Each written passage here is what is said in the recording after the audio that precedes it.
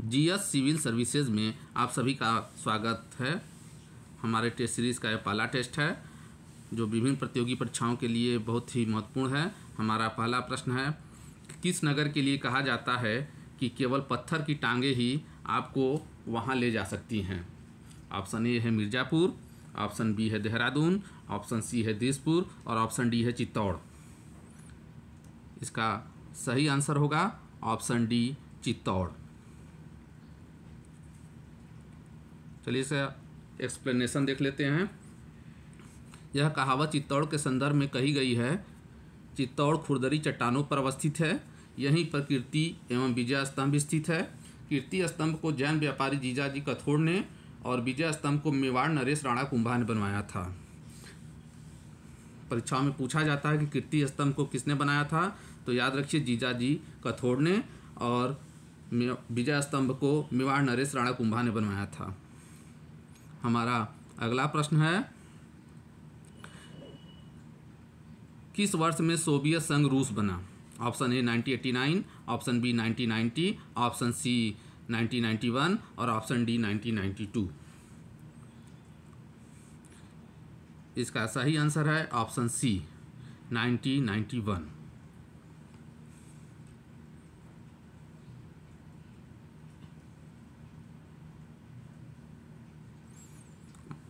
इसका एक्सप्लेनेशन देख लेते हैं। 1991 ईस्वी तक सोवियत संघ का विघटन हो गया था। 20 अगस्त 1991 ईस्वी को 15 गणतंत्र का सम्मेलन बुलाया गया। इस तरह रूस, यूक्रेन, बेलारूस तथा अन्य गणतंत्रों को मिलाकर स्वतंत्र राज्यों के कॉमनवेल्थ का निर्माण हुआ। हमारा अगला प्रश्न है, स्वर्ण कमल पुरस्कार किस क्षेत्र में दिया जाता है? ऑप्शन ए साहित्य, option B cinema, option C शास्त्रीय संगीत और ऑप्शन डी थिएटर। इसका सही आंसर होगा ऑप्शन बी सिनेमा। हमारा चौथा प्रश्न है, श्वसन क्रिया में वायु के कौन से घटक की मात्रा में कोई परिवर्तन नहीं होता है? बहुत इंपॉर्टेंट प्रश्न है दोस्तों। ऑप्शन ए है कार्बन डाइऑक्साइड, ऑप्शन बी है ऑक्सीजन, ऑप्शन सी है नाइट्रोजन और ऑप्शन डी है जलवाष्प। तो इसका सही आंसर होगा, बताइए, नाइट्रोजन।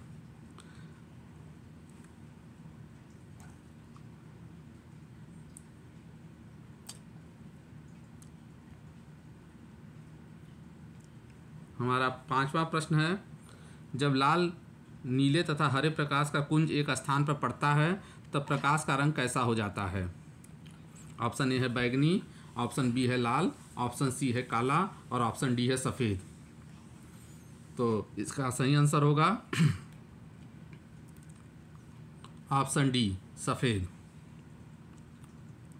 चलिए इसका एक्सप्लेनेशन देख लेते हैं।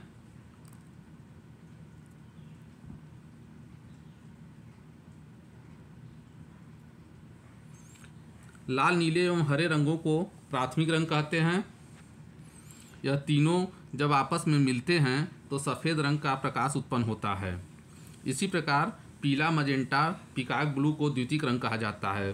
परीक्षा में पूछता है कि प्राथमिक रंग किसे कहते हैं, तो लाल, नीले एवं हरे रंगों को प्राथमिक रंग कहते हैं। हमारा अगला प्रश्न है, दी प्राउडेस्ट डे नामक पुस्तक का संबंध किससे है? ऑप्शन ए भारत की स्वतंत्रता से, ऑप्शन बी भारतीय राज्यों के एकीकरण से, option C cricket world cup से, ऑप्शन डी पोखरण नाभिकीय विस्फोट से। तो इसका सही आंसर होगा ऑप्शन ए भारत की स्वतंत्रता से।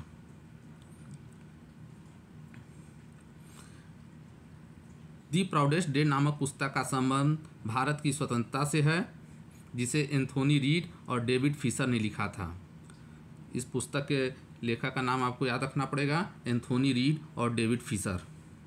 हमारा अगला प्रश्न है, कंप्यूटर शब्दकोश में सीडी अक्षरों का प्रयोग किसके लिए किया जाता है? Contact disc, option A, B compact disc, option C compressed disc, option D सभी।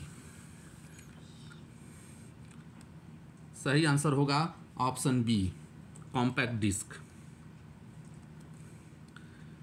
कंप्यूटर से संबंधित कुछ शब्द इस प्रकार हैं। सीडी को कॉम्पैक्ट डिस्क कहते हैं, ईमेल को इलेक्ट्रॉनिक मेल कहते हैं, आईसी को इंटीग्रेटेड सर्किट कहते हैं, आईपी को इंटरनेशनल प्रोटोकॉल कहते हैं।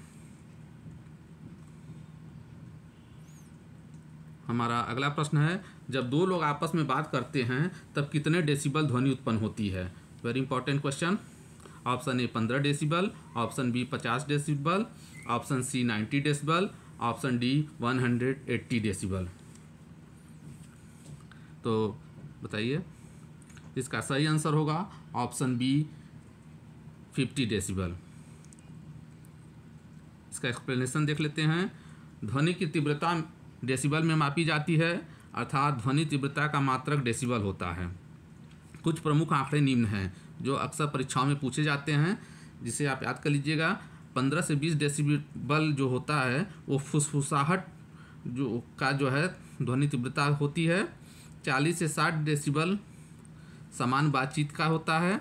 90 से 100 डेसिबल ट्रक की आवाज़ या मोटरसाइकिल की आवाज़ होता है। 160 से 170 डेसिबल रॉकेट का ध्वनि तीव्रता होता है और 180 से 190 डेसिबल मिसाइल के ध्वनि की तीव्रता होती है। हमारा अगला प्रश्न है, निम्नलिखित में कौन सा उपराष्ट्रपति राष्ट्रपति ने नियुक्त नहीं हुआ था? यानी इनमें चारों लोग उपराष्ट्रपति थे और कौन एक ऐसा था जो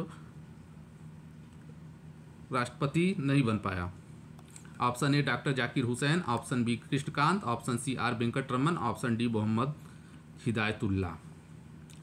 तो हमारा सही आंसर होगा ऑप्शन बी कृष्णकांत। एक्सप्लेनेशन देख लेते हैं।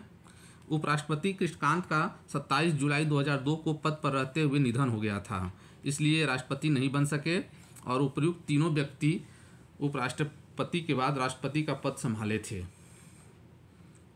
हमारा अगला प्रश्न है, विलियम डेरिम्पल की किताब सिटी ऑफ जीन्स किस भारतीय शहर से संबंधित है? यानी किस भारतीय शहर के बारे में उन्होंने लिखा है अपनी इस किताब में? ऑप्शन ए है दिल्ली, ऑप्शन बी है लखनऊ, ऑप्शन सी है बेंगलोर और ऑप्शन डी है वाराणसी। इसका सही आंसर होगा ऑप्शन डी वाराणसी। हमारा 11वां प्रश्न है, निम्नलिखित में कौन सा शासक गंगा में जल समाधि लिया था? ऑप्शन ए है नागभट्ट द्वितीय, ऑप्शन बी है Dhanga, option C Gangeyadeva, option D सभी। तो इसका सही आंसर होगा ऑप्शन डी सभी। चलिए इसका एक्सप्लेनेशन देख लेते हैं। गंगा में जल समाधि लेने वाले प्रमुख शासकों में प्रतिहार शासक नागभट्ट द्वितीय, चंदेल शासक धंग, कलचुरी शासक गांगेयदेव और सेन वंश के शासक बल्लाल देव थे। यानी ये सभी जो है गंगा में जल समाधि लिए थे, तो याद रखिएगा। और इनके शासकों के जो प्रमुख वंश है उनको भी याद रखना जरूरी है। हमारा अगला प्रश्न है, दिल्ली में कौन सा ऐतिहासिक स्मारक भारतीय तथा फारसी वास्तुकला शैली का उदाहरण है? यानी ऐसा कौन सा स्मारक है जो दोनों का उदाहरण देता है? ऑप्शन ए है लाल किला, ऑप्शन बी है लोधी का मकबरा, ऑप्शन सी कुतुब मीनार और ऑप्शन डी हुमायूं का मकबरा। इसका सही आंसर होगा दोस्तों हुमायूं का मकबरा।